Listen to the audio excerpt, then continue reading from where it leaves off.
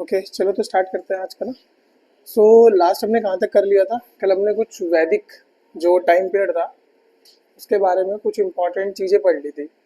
किन किन चीज़ों के बारे में हमने जाना था यहाँ पर वैदिक में, जो जो हमने देखा था कि ओके वैदिक में ये चीज़ें भी होती है, बताओ।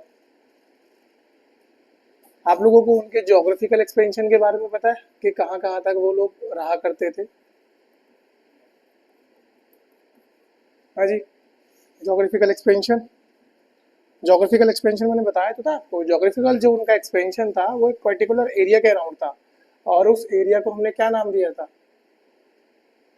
उस एरिया को हमने नाम दिया है सप्त सिंधु। तो ये बताया तो था आप लोगों को।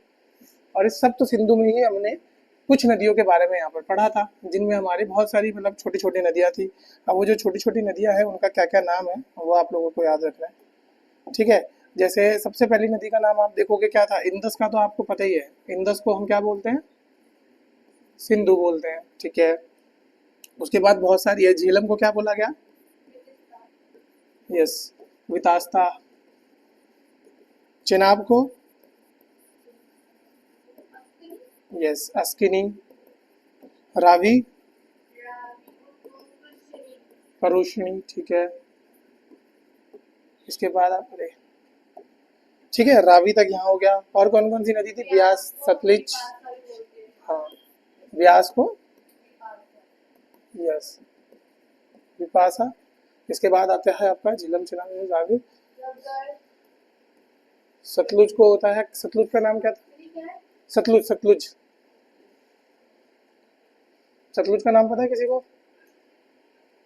हाँ जी, सतलुज का नाम पीछे मैंने बोला भी था इनको याद कर लेना है, क्योंकि इनको याद नहीं करोगे तो दिक्कत हो जाएगी। सुतुदरी, ठीक है। सतलुज का नाम है आपका सुतुदरी। और इसके बाद आती है आपकी सरस्वती रिवर। सरस्वती रिवर का हमने नाम पढ़े थे, घाघर था, ठीक है, घाघर ले लो। या एक और नाम मैंने आपको उसका बताया था, घाघर के अलावा कौन सा नाम था? हाकरा। ये दोनों नाम आप एक साथ यूज कर सकते हो, इंटरचेंजेबली आप इनको यूज कर सकते हो। क्लियर? बस इतना आपको याद रखना था। फिर मैंने आपको बताया था कि यहाँ पर मतलब इसमें तो यही था जो ज्योग्राफिकल एक्सपेंशन था। फिर मैंने आपको इसका क्या बताया था? पॉलिटिकल सेटअप बताया था, ठीक है। कौन सा सेटअप? पॉलिटिकल सेटअप में क्या क्या बताया था आपको? सबसे छोटी एंटिटी आपकी कौन सी होती है, बताओ? सबसे नीचे क्या होता है? सबसे नहीं नहीं, असेंबलीज में नहीं, असेंबलीज में नहीं। जैसे एक क्रोनोलॉजी चलती है ना, तो वो सबसे छोटे में हमारे पास क्या होता है? घर होता है ना, ग्रह। ये पढ़ाया था मैंने आपको, ग्रह वगैरह। एक बार याद करो, जब मैंने महाजनपद के टाइम से मतलब महाजनपद वाला आपको इंट्रो दे रहा था तब बताया था आप लोगों को। चलो उसको छोड़ो। यहाँ पर जो घर का हेड होता है उसको क्या बोलते थे? या किंग जो होता था उसको क्या बोलते हैं, बताओ? किंग को क्या नाम दिया गया, क्या टर्म दिया? राजा तो बोलते थे, पर एक गाय से रिलेटेड टर्म भी तो दी थी हमने। गोपा, हाँ गोपा दी थी, और गोमती, ठीक है। उसके बाद आपको हमने क्वीन से रिलेटेड क्या टर्म दी थी, बताओ? महिषी, ठीक है। क्वीन से रिलेटेड आपकी थी महिषी, वेरी गुड। इसके अलावा भी आपको मैंने दो तीन चीजें यहाँ पे बताई थी कि जो किंग का स्टेटस है वो कैसा होता था। मतलब किंग हेरिडिटरी होता था कि इलेक्टेड होता था? दोनों होता था, ठीक है। कहीं कहीं पर आपको उसको हेरिडिटरी देखने के चांसेस मिलेंगे, and there are some places जहाँ पर आपको इलेक्टेड भी देखने को मिलेगा। अब इलेक्टेड है तो मतलब कोई ना कोई कमेटी से इलेक्ट हुआ होगा। फिर हमने यहाँ पर पढ़ी थी चार तरह की ट्राइबल असेंबलीज, ठीक है, जिनको हम बोलते हैं ट्राइबल असेंबलीज। तो ये जो चार तरह की ट्राइबल असेंबलीज आपकी हुआ करती थी, ठीक है, इनके नाम क्या कहते हैं? सभा, ठीक है, समिति, विधाता एंड गण, ठीक है। आपको याद भी होगा सभा, समिति, विधाता, गणा किस किस के काम आते हैं, ये हमने अच्छे से पढ़ चुके हैं। वो हमारा पॉइंट ऑफ डिस्कशन आज का है ही नहीं। फिर जब मैंने लास्ट में आपको एक और चीज बताई थी, that is your governance system. तो कल लास्ट में जाते जाते आपको बताया था गवर्नेंस सिस्टम के बारे में कुछ इंपॉर्टेंट पॉइंट। सबसे पहला point, no judicial officer,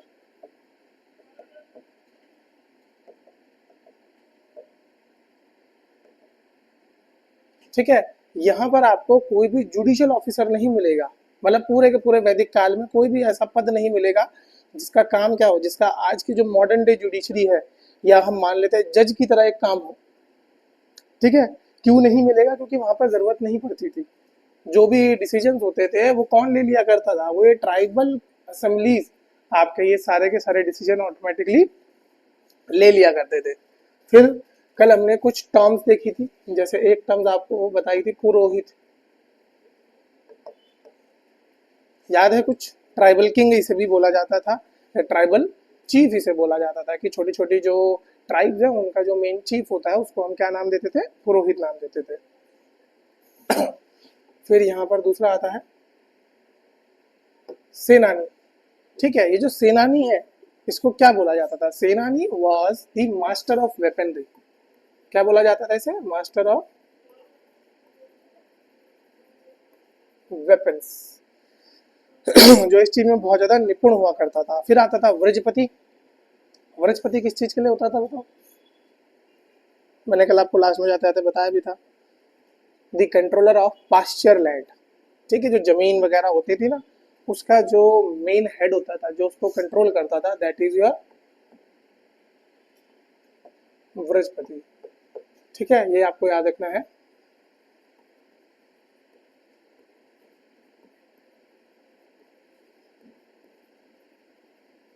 controller of pasture land, clear?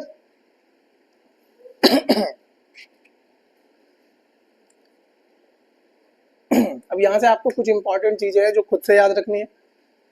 अब आता है यहाँ पर मिलिट्री पावर। देखो हर एक चीज को बहुत आराम से हम तोड़ तोड़ के पढ़ रहे हैं, ताकि आपको किसी भी चीज में कभी भी आगे जाके कंफ्यूजन ना हो।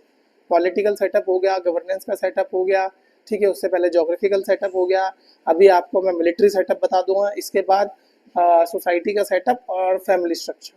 जब ये 6-7 चीजें आप एक बार को पढ़ लोगे, ठीक है, सारे के सारे सेटअप आप एक बार कवर कर लोगे, तो आपको ऋग वैदिक में और कुछ नहीं करना। बस उसके बाद क्या करना है, जब हम लेटर वैदिक में जाएंगे, हमको जस्ट कंपेयर करते हुए चलना है कि यहाँ क्या है और वहाँ क्या है। मैंने बताया ना, ये दे बोथ हमको ऐसे पढ़ने हैं, कंटिन्यूस मोड ऑफ कंपैरिजन में। बस इतना आपको याद रखना है। अब यहाँ पर आप देखोगे कि जो किंग होता है, सबसे पहला तो पॉइंट यही है कि king do not maintain any standing army, ठीक है। तो यहाँ पर आपको यही याद रखना है, नो स्टैंडिंग आर्मी। अब अगर स्टैंडिंग आर्मी नहीं है, तो जब वॉर वगैरह होता था, ठीक है, उस समय कौन सामने आता था? उस समय कौन लड़ने आता था? जितने भी ट्राइब्स होते थे, ठीक है, उस ट्राइब के जितने चीफ होते थे, वो लोग क्या करते थे? जैसे आप लोग पुराने जमाने की अगर आपने कभी मूवी देखी हो, कुछ देखा हो एंशियंट टाइम का, तो वहां पर क्या होता था कि छोटे छोटे कस्बे ना एक मेन राजा को अपना अलायंस देते थे कि भैया हम आपके अंडर हैं, ठीक है, हम आप हमें जो बोलोगे हम वो करेंगे। तो कभी भी इस बड़े राजा की लड़ाई होती थी तो वो किन को बुलाता था? इन छोटे छोटे क्लैंस को, इन छोटे छोटे कस्बों को बुलाता था। तो राजा को कभी भी अपनी आर्मी खड़ी करने की जरूरत पड़ी ही नहीं। राजा को जब जरूरत पड़ती थी कौन आते थे? नीचे के क्लैंस आते थे। तो ऐसे मान लो कि ये मेन राजा यहाँ पे, ठीक है, और इसके नीचे बहुत सारे कस्बे हुआ करते थे। तो राजा की अपनी कोई स्टैंडिंग आर्मी नहीं होती थी। जब भी राजा को युद्ध लड़ना होता था, राजा किन को डायरेक्शन देता था? राजा इन क्लैंस के जो लीडर होते हैं उनको बोलता था कि भाई मेरा युद्ध है, आप लोग आ जाओ। और ये सब के सब अपनी जो, मतलब आप बोल सकते हो अपनी जनता, ठीक है, जो भी गांव में अच्छे खासे नौजवान लड़के हुआ करते थे, सबको भर्ती करके ले चलते थे कि चल भाई चल पिकनिक मना के आते हैं, है ना। जैसे अच्छा ये बताओ, मैंडेटरी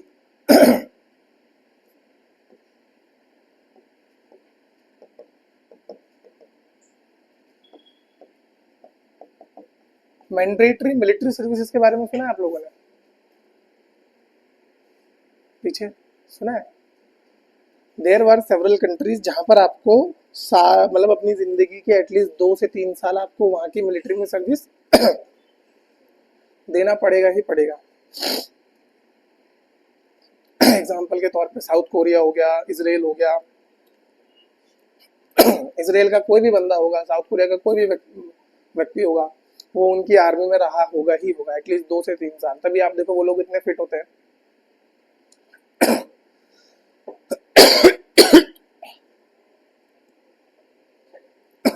इंडिया में हो सकता है क्या? क्यों? नहीं तो अच्छा होगा ना, अगर सबको 2-2 साल की स्टैंडिंग सर्विस, अगर मिलिट्री सर्विस मिल जाए तो हमारी जो ये अग्निवीर वाली प्रॉब्लम है ये खत्म हो जाएगी। हम्म? अरे तो 2-3 महीने, 2-3 साल की तो बात है। देखो एक आदमी को आप रिक्रूट करोगे, उसको 19-20 साल रखोगे, ठीक है, वैसे ही 2-2 3-3 साल करके रखो, बेस्ट नहीं है?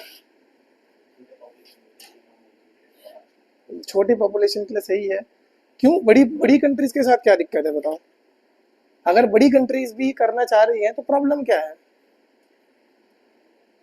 बताओ? अगर जैसे इंडिया जैसी कंट्री करना चाहे मैंडेटरी मिलिट्री सर्विस तो क्या है, क्या क्या प्रॉब्लम क्या है? मतलब मुझे तो I don't find any problem कि मेरे को जाने में कोई दिक्कत हो। आप लोगों को है दिक्कत कोई? है, क्या दिक्कत है बताओ? है है ना? हाँ। आप क्यों नहीं जाओगे? यार ये ऐसे ऐसे कमेंट मारता है ना, कसम से बताऊं, बिल्कुल अफसर वाले। ठीक है, it's my choice. After become civil servant it would never be your choice, you know that.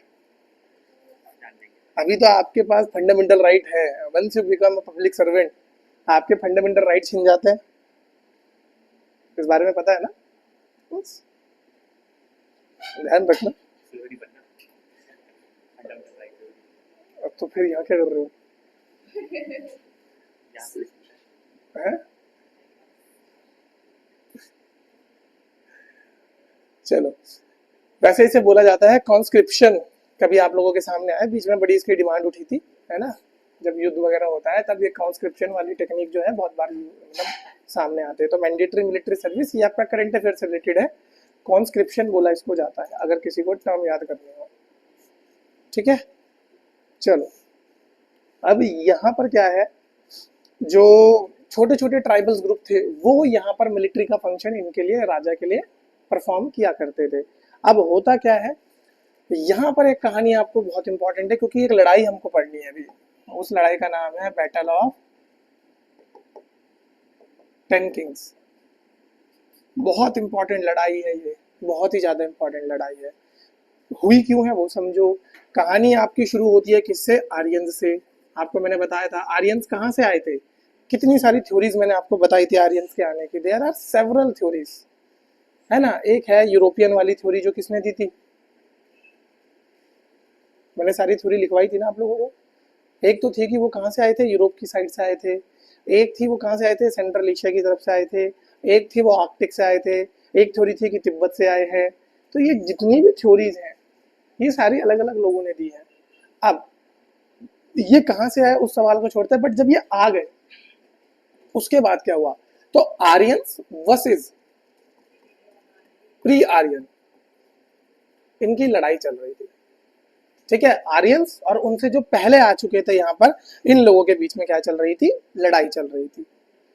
ठीक है, अब ऐसा तो हुआ नहीं होगा कि सारी की सारी ट्राइब्स एक साथ आ गई। सब लोग क्या है, धीरे धीरे धीरे धीरे करके आए हैं। मान के चलो एक बार एक ट्राइब आ गई, उसके सेकंड टाइम में दूसरी ट्राइब आ गई, थर्ड टाइम में तीसरी ट्राइब आ गई, फिर फोर्थ फेज में चौथी ट्राइब आ गई। तो ऐसे ऐसे करके कुछ सालों के डिफरेंस में बहुत सारी ट्राइब्स आ गई। अब इन ट्राइब्स में भी इंटरनल कॉन्फ्लिक्ट होने लग गया। क्योंकि इस बात को समझो, अगर आप किसी नए एरिया में जाते हो तो आप उसको जाके अपने हिसाब से हैबिटेट करोगे, और वहां पर कोई तीसरा बंदा सडनली आ जाए, वो उसको अपने हिसाब से हैबिटेट करने की कोशिश करेगा। तो क्या आप दोनों के बीच में कॉन्फ्लिक्ट होगा कि नहीं होगा? I think it is very natural. ये समझ लेना या ये मान के चल लेना कि जो आर्यंस, ठीक है, जो प्री आर्यंस थे और जो आर्यंस है उनके बीच में लड़ाई होना तो बहुत ही नॉर्मल सी बात हो गई थी। तो इन लोगों के बीच में जो लड़ाई होती है वो कैसे होती है? क्लियर? तो ये जो आर्यंस थे ये लगभग लगभग 5 ट्राइब में टूट गए थे। ठीक है, इन 5 ट्राइब्स का नाम, एक टर्म इसे बोलते हैं पंचजना। ये ध्यान रखना कि आर्यंस कितनी ट्राइब्स में टूट गए थे? 5 ट्राइब्स में टूट गए थे, और इन 5 ट्राइब्स को मिला के बोला जाता था पंचजना। बस ये टर्म याद रखना। अब जो डोमिनेटिंग आर्यंस थे, फॉर एग्जाम्पल भारतास, सबसे जो डोमिनेटिंग ट्राइब थी सभी आर्यंस में, वो ट्राइब का नाम था भारता। ठीक है, ये जो ट्राइब थी ये एक तरफ थी, तो भारता वर्सेस लगभग लगभग 10 राजाओं ने 10 राजाओं में कुछ उसमें क्या क्या थे, तो उसमें कुछ प्री आर्यंस थे, कुछ आर्यंस के ही 5 किंग आर्यंस के गए थे, 5 किंग्स आपके किसके आए थे, प्री आर्यंस के थे। इन लोगों ने मिलकर एक कोलिशन बनाया, तो यानी कि यहाँ पर कौन कौन थी, भारता वर्सेस 10 किंग्स। क्लियर, इतना समझ आया। तो भारता ट्राइब थी, और ये जो भारता ट्राइब थी इसके जो मेन प्रीस्ट हुआ करते थे वो कौन हुआ करते थे, वशिष्ठ, नाम सुना होगा आप लोगों ने, वशिष्ठ, महर्षि वशिष्ठ, है ना। तो महर्षि वशिष्ठ इसके क्या हुआ करते थे, मेन प्रीस्ट हुआ करते थे। ठीक है, प्रीस्ट यानी कि अब देखना किसी भी राजा के पास हमेशा एक ना एक प्रीस्ट होता था जो उसको नॉलेज इम्पार्ट करता था। ठीक है, जैसे हर राजा के पास एक मंत्री होता था, मंत्री उसको पॉलिटिकल नॉलेज दिया करता था, वैसे ही उसके पास कौन हुआ करता था, एक प्रीस्ट हुआ करता था जो उसको रिलीजियस, कल्चरल, सोशल, इन सब की नॉलेज देता था कि if you have to perform certain duties, how will you perform it और how would you perform it. Clear. तो भारता वाली साइड कौन खड़े थे, वशिष्ठ खड़े थे, ये दोनों याद रखना। प्रीस्ट इनके कौन थे, वशिष्ठ। ठीक है, दूसरा इसके राजा कौन थे, इनको लीड किसने किया था भारता को, तो भारता को लीड करने वाले थे सुदास। यहां से कौन किंग था, सुदास। ठीक है, और इधर पे कितने राजा हुआ करते थे, 10 राजा हुआ करते थे, और इन 10 राजाओं में मिक्सचर होता था आर्यंस एंड प्री आर्यंस का या नॉन आर्यंस का, जो भी आप कहना चाहो। अब ये बताओ जीता कौन होगा इनमें से, भारता। यस, अगर भारता ना जीते होते तो हम सब यहाँ ना बैठे होते। क्या पता हम लोगों का रेफरेंस भी ना होता, कोई और ही बैठा होता, है ना, फिर कहानी कुछ और होती। जैसे मैं हमेशा बोलता हूँ कि हिस्ट्री पढ़ते हुए आपको एक चीज समझ आएगी कि एक भी चीज थोड़ी सी भी इधर से उधर होती तो आज जो कोर्स ऑफ हिस्ट्री है वो वैसा ना होता। कभी सोचा है आप लोगों ने ऐसा, एक भी अगर इंसिडेंस जैसा होना था वैसा ना हुआ होता। कोई ऐसा मेजर इंसिडेंट आप लोगों को याद है कि जिससे आपको लगता है कि हाँ पूरी हिस्ट्री चेंज हो सकती थी, बताओ कौन सा आ रहा दिमाग में, कोई भी ऐसा एक मेजर हिस्टोरिकल इंसिडेंट।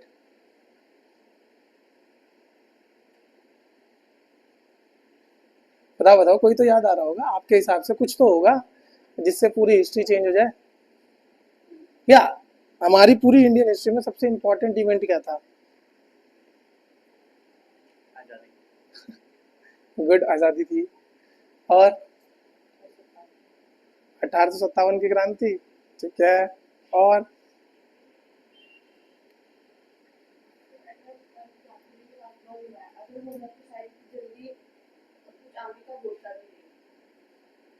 ठीक है, अभी तो मैं सिर्फ इवेंट पूछ रहा हूँ, मतलब उसका रेफरेंस वगैरह तो हम बाद में देख ही लेंगे, सिर्फ इवेंट बता दो आपके हिसाब से। आप 1857 आप बोल रहे हो, 1947 इधर पे कोई बताएगा मेरे को,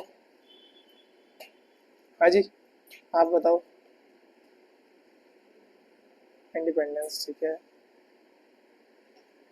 आप लोग कोई तो जिक्र छेड़ो, हिस्ट्री मतलब पढ़ी ही नहीं है, क्या हुआ है हिस्ट्री में, कोई बोल दो गांधी जी का आना, भगत सिंह का मरना, ठीक है, रजिया सुल्तान, कुछ तो बोल लो, कुछ तो होगा। आपका कॉलोनाइज होना, ठीक है। ब्रिटिश एडमिनिस्ट्रेशन, ठीक है, चलो British rule in India, okay. और कोई, European invasion, Vasco D gamma, ठीक है। हाँ जी, एनीथिंग एल्स। अरे इंडिया में बेटा, इंडिया पूछ रहा हूँ। इंडिया में पुनर्जागरण। कौन थे father of Indian renaissance, who is considered the father of Indian renaissance, बताओ। यस, राजा राम मोहन रॉय, याद रखना। क्या किया था उन्होंने, सती प्रथा का अंत किया था, वेरी गुड। ठीक है, तो इतना आपको याद रखना है कि ये जो बैटल हुई थी इसको क्या बोला जाता है, 10 राजन युद्ध। इंग्लिश में बोलते हैं the battle of 10 Kings, Hindi में बोलते हैं 10 राजन युद्ध। कौन सी नदी के किनारे हुआ था, ये हुआ था, इंदस किसने बोला, इंदस नहीं थी,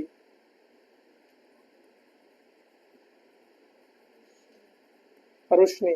मॉडर्न डे नाम बताओ परुष्णी का, यस, रावी नदी के किनारे हुआ था। ध्यान रखना, अभी यूपीएससी पता है क्या खेलती है, मैं आपको बिल्कुल रिसेंट एग्जांपल बताता हूँ। अभी 13 तारीख को जो एग्जाम हुआ है ना यूपीएससी का, तो एक बहुत सिंपल सा सवाल पूछा उन्होंने सीडीएस में। मतलब इतना सिंपल सा सवाल ना कि थोड़ी भी हिस्ट्री पढ़ी है, थोड़ा भी गांधी को जानता तो फट से आंसर दे देगा। लेकिन 2 सेकंड के लिए मैं बच्चों को पेपर सॉल्व कराते हुए मैं खुद अचंभे में आ गया। मैंने ये क्या सवाल है यार, जब जब तक मेरे को उसमें क्लिक नहीं हुआ, क्योंकि मैं इंग्लिश मीडियम वाला हूँ तो मुझे एकदम से क्लिक तो हुआ नहीं। उसमें लिखा हुआ था which among the following is considered as the राज्य गुरु ऑफ गांधी जी। अब अगर मैं इसी को इंग्लिश में बोल दूं तो शायद आप आंसर कंसीडर कर भी लो, क्योंकि बहुत सालों से सेम सवाल पूछा जा रहा है। In short, UPSC was simply asking who is considered as the political guru of Gandhi ji in India। पता है किसी को गांधी जी का पॉलिटिकल गुरु कौन था? बताओ, who is considered as the political guru? Option? अरे यार ऐसे मत करो यार, ऑप्शन बनाते बनाते मर जाऊंगा मैं तो। नहीं यार, you don't have any options. लड़के हो यार, तुम पे ऑप्शंस होते हैं क्या? कुछ भी है। Gokhale, yes, Gopal Krishna Gokhale. Yes, the Gopal Krishna Gokhale is considered as the political guru of Gandhi ji, ध्यान रखना। गुड। बट इसमें प्रॉब्लम क्या थी, जब मैंने भी वो क्वेश्चन देखा तो जब राज्य गुरु दिखा तो 2 सेकंड के लिए मैं भी कंफ्यूज। मैंने राज्य गुरु, पूरी हिस्ट्री पढ़ ली मैंने, आज तक राज्य गुरु नहीं सुना यार। तब मुझे बाद में समझ आया कि ये बस थोड़ा सा घुमा के पूछने के लिए, इसलिए कभी कभी आपसे रावी नदी ना देके वो परोसनी डाल देगा, या बैटल ऑफ 10 किंग ना देके वो 10 राजनी युद्ध डाल देगा, ठीक है, या 10 राजना युद्ध डाल देगा। अब वहां कंफ्यूज मत हो जाना एट द एंड, ठीक है। मैं पहले ही बता रहा हूँ, कुछ टाइम पे यूपीएससी पूछता बहुत आसान है, कान मरोड़ के पूछता है तो हम पकड़ नहीं पाते, ठीक है। मैं सिर्फ तुम्हारी बात नहीं कर रहा, मैं भी नहीं पकड़ पाता। ऐसा नहीं है कि मैं पकड़ लेता हूँ, मुझे भी टाइम लगता है, धीरे धीरे फिगर आउट होता है मुझे भी। ओके, तो इस 10 राजना के युद्ध में आपका कौन जीत गए? भारत आज जीत गए, बहुत बढ़िया। अब 2 ट्राइब्स मिली, ठीक है, जो मैंने आपको बताया भी था। इन 2 ट्राइब्स की कहानी बहुत इंपॉर्टेंट है। कौन कौन सी 2 ट्राइब्स की है?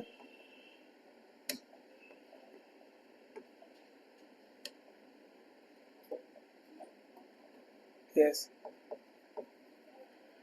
भारता प्लस कुरु, इन्होंने मिलकर बनाई कौन सी ट्राइब? कुरु, क्लियर। और ये जो कुरु क्लैन बनी या कुरु ट्राइब बनी, इसी कुरु में से आपके 2 फेजेस निकले। कौन कौन से 2 निकले आपके? पांडवास और कौरवास निकले, क्लियर। तो ये दोनों यहीं के हुआ करते थे। फिर अब 2 टर्म आपको याद रखनी है, दासा और दस्यु, ये याद रखना, दासा एंड दस्यु। दासा वर नॉन आर्यंस, दासा क्या हुआ करते थे? नॉन आर्यंस हुआ करते थे। दस्यु वर प्री आर्यंस। फर्क पता लगा दोनों का? Non Aryans and pre Aryans. Aryan से जो पहले, या अर्ली आर्यंस आप इनको बोल सकते हो, ठीक है। दासा वर नॉन आर्यंस, हेंस इनको स्लेव की तरह कंसीडर किया जाता था। और दस्यु were early Aryans, yes, pre Aryans, और you can say that early Aryans, hence इनको हमने शूद्रास बोल दिए। धीरे धीरे आपको पता लगेगा कि कौन कहाँ से आया, ओरिजिन क्या है, कैसे उत्पत्ति हुई है। तो जो शूद्रास थे वो जल्दी आए हुए थे, है? जल्दी आने वाले शूद्र इसलिए बन गए क्योंकि वो उतने, देखो हमेशा एक चीज याद रखना, ये जो कहानी लिखी है ना, पूरी हिस्ट्री लिखी है, it is always written by winners. तो आपको कभी कभी विनर्स के फेवर में मिलेगी हिस्ट्री की, यार ये तो क्या ही कमाल लोग है, मतलब आए एक बार जीत गए। क्या पता रियलिटी में ऐसा ना हो, बहुत मार पीट के बहुत स्ट्रगल से जीते हो, बट दिखाया तो वही जाएगा ना कि यार हम तो आए, हमने पेल दिया। भाई अगर मुझे मेरी कहानी लिखनी होगी तो मैं कहानी में क्यों लिखूँ कि मैं यहाँ गिरा वहां गिरा, ये धक्के खाए वो धक्के खाए। मैं तो सीधे सब शुरू से ही कहानी सुनाऊंगा ना कि यार बचपन से मैं तो ऐसा था कि बिल्कुल पढ़ाई में एकदम लीन, 15-15 घंटे पढ़ता था मैं, पर तुम लोग भी कहानी यही सुनाओगे और क्या सुनाओगे यार जिस दिन सक्सेसफुल हो गए, है ना। ऐसा तो है नहीं कि तुम लोग रियलिटी बताओगे। सही से बताओ, कोई रियलिटी बताएगा अभी की जो रियलिटी है? कि एक टाइम ऐसा भी था कि सर और हमें बताते रहते थे, बोलते रहते थे कि पढ़ लो, हम फिर भी नहीं पढ़ते थे। ये तो आज तक किसी ने नहीं बताया बेटा। ज्यादा से ज्यादा स्टूडेंट ये तारीफ कर देता है टीचर की कि हाँ इन्होंने मेरे को बहुत समझाया, सपोर्ट किया। ये तो कभी नहीं बताया किसी ने आज तक। इतना ऑनेस्ट कोई नहीं होता। ना मैं उम्मीद कर रहा हूँ आप लोगों में से कोई हो। तुम्हारी कहानी खराब होगी, मेरा क्या, है ना। फिर बच्चे इंस्पायर कैसे होंगे अगर उन्हें दिखने लग गया यार तुम भी उन्हीं की तरह हो।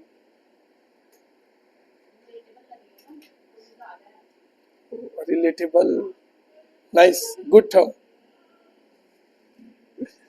ठीक है।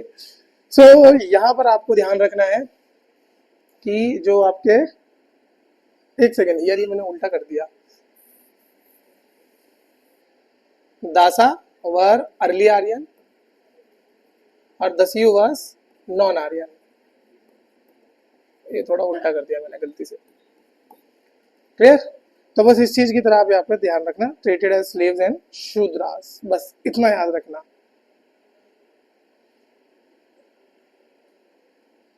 अगर आप बात करोगे ये जो लेटर आर्यंस आए, मतलब जो मेन आर्यंस जो भी जीत गए, भारता कुरु वगैरह, ये दासास की तरह तो फिर भी एक तरफ को थोड़ा सा सॉफ्ट नेचर रखते थे, लेकिन दस्युस को दे कांट इवन टॉलरेट।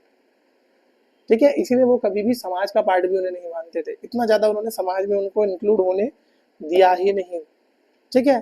आपको ध्यान रखना है कि जो दस्युस होते थे वो यूजुअली फैलस की पूजा करते थे। जैसे फैलस वर्शिप मैंने आपको हड़प्पा के टाइम में बताई थी, क्या होती है फैलस वर्शिप?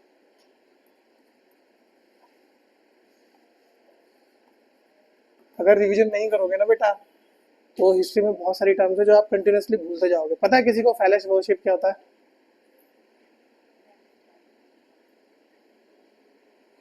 बताओ भाई, फैलस वर्शिप गूगल कर सकते हो, ऐसी कोई दिक्कत नहीं है। हाँ भाई, पीछे कोई फैलस वर्शिप हड़प्पा के टाइम पढ़ा है मैंने, लिखा है एग्जैक्ट। हाँ जी आप। हिंदी अनुवाद यार, हिंदी बता दूंगा तो समझ ही आ जाएगा ना। लिंग की पूजा। ठीक है। हम्म। ये वॉरशिप नहीं, वर्शिप वर्शिप। आपने वॉरशिप लिख दिया। अरे राइटिंग पर मत जाओ यार मेरी।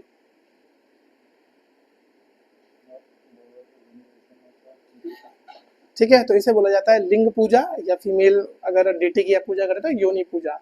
जैसे इंडिया में आप देखो शिवलिंग, that is a form of phallus worship. या आपने कामाख्या देवी माता का सुना होगा, तो that is a form of योनि वर्शिप। क्लियर। तो जो दस्यूज थे ये आपके फैलस वर्शिप ज्यादा करा करते थे। तो वहीं आप कहीं ना कहीं इनको कनेक्ट कर सकते हो मॉडर्न डे इंडियन से। तो मॉडर्न डे इंडियंस भी तो यही कर रहे हैं लेटर फेज में, क्योंकि अभी अर्ली आर्यंस है। और अर्ली आर्यन में मैंने आपको बताया था कौन से देवता पूजे जा रहे थे,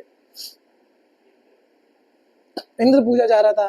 कितने हाइम्स बताए मैंने उनके, कितने हाइम्स थे? 250 हाइम्स थे उनके लिए। अग्नि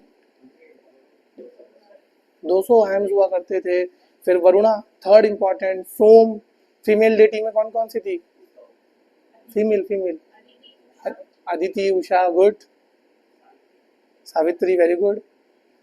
सावित्री जी के लिए तो एक मंत्र भी बना है, गायत्री मंत्र। कौन से मंडल में था वो? Third Mandal of Rigveda. ठीक है, ये एग्जैक्ट ऐसे ही याद रखने पड़ेंगे आपको एग्जाम में जाने से पहले, तभी एकदम फटाफट आंसर आएंगे। क्लियर। एक दिन ट्राई करूंगा कि आपको हड़प्पा के क्वेश्चंस और मतलब जितने भी मैं 20-30 करवा पाऊँ, अगर हो पाए तो मैं आपको यहीं पे बैठ के कराऊंगा। ठीक है। तो एक हड़प्पा हो जाएगा, इंडस वैली जैसे ही पूरा होगा फिर इंडस के क्वेश्चन करेंगे, ज़्यादा नहीं, मतलब एक क्लास में खत्म हो जाए बस, इतना ही करेंगे। प्री टाइप के क्वेश्चन लोग देखते रहना उसमें आराम से, ज़्यादा आपको सोचने की जरूरत भी नहीं पड़ेगी। और अलग अलग जितने भी पेपर हुए हैं मोस्ट रिसेंट एग्जाम से, मतलब पिछले 2 से 3 साल में जो एग्जाम्स हुए हैं उन्हीं के लेके आऊँगा, जैसे CDS, NDA, CFPF, ठीक है, सिविल सर्विसेज, बस इनके एग्जाम्स के। क्लियर। एक बार ये खत्म करते हैं फिर करते हैं दोनों चैप्टर। चलो, है कुछ बोला किसी ने? हाँ, अब पीछे हुआ है ना गुरुद्वारा बेटा।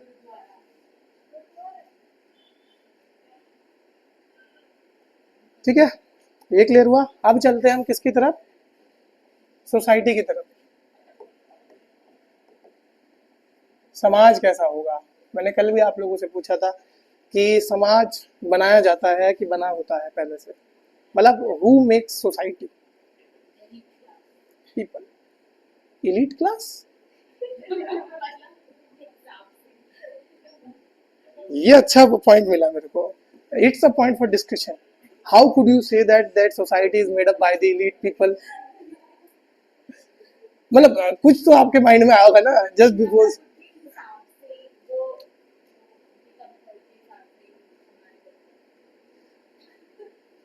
ठीक है, यू कुड हैव सेड कि इलीट क्लास सर्व, सॉरी, जो सोसाइटी होती है ज्यादातर सर्व करती है इलीट क्लास को, बट मैंने हमेशा बोला ना, सवाल सही।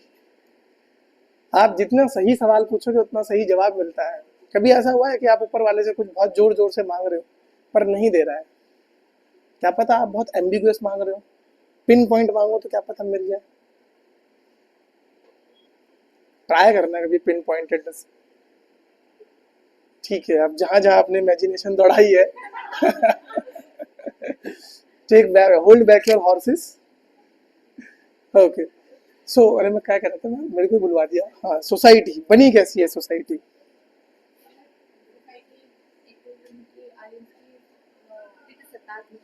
ठीक है, वैल्यूज से गुड। ठीक है,